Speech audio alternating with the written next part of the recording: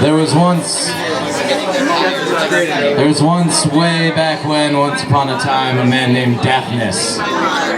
Daphnis was an immortal. He was the son of my personal deity, Hermes Trismegistus.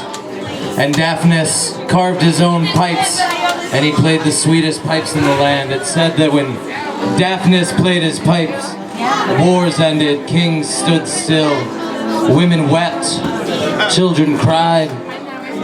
It's said that Daphnis played songs and made notes that no man had ever heard before.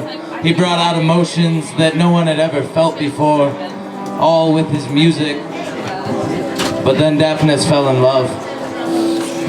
He fell in love with a nymph named Nomia. Beautiful, fair Nomia. And their love was like early spring. It was piercing but warm. It had a dewy frothiness about it that can only be found in youth.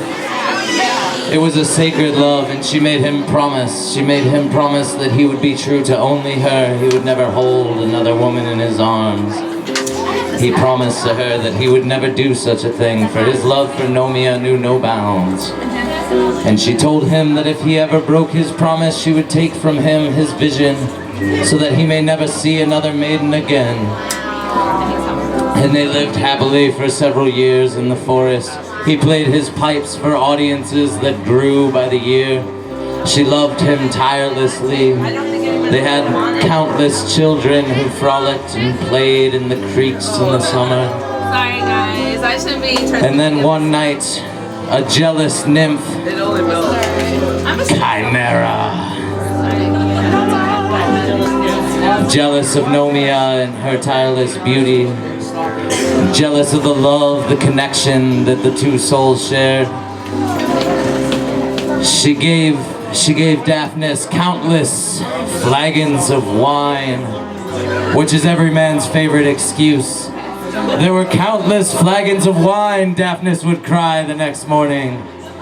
But Nomia didn't care.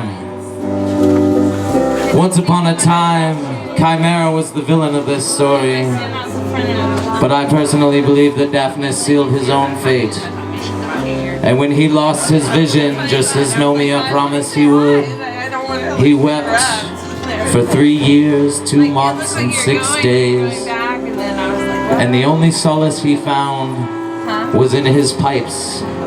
He picked up his pipes after years of silence, after years of tears, and the music that came forth had a new sorrow, a new sense of emotion that brought the people to their knees. Nations from Athens to Sparta, from Sicily all the way to the Far East were brought to tears by the pipes of Daphnis and the new minor chords that he brought forth, and he took comfort in his art. He took comfort in his art, but the nights were still lonely. The nights were so lonely, he couldn't take it. And though his art was more beautiful than it had ever been,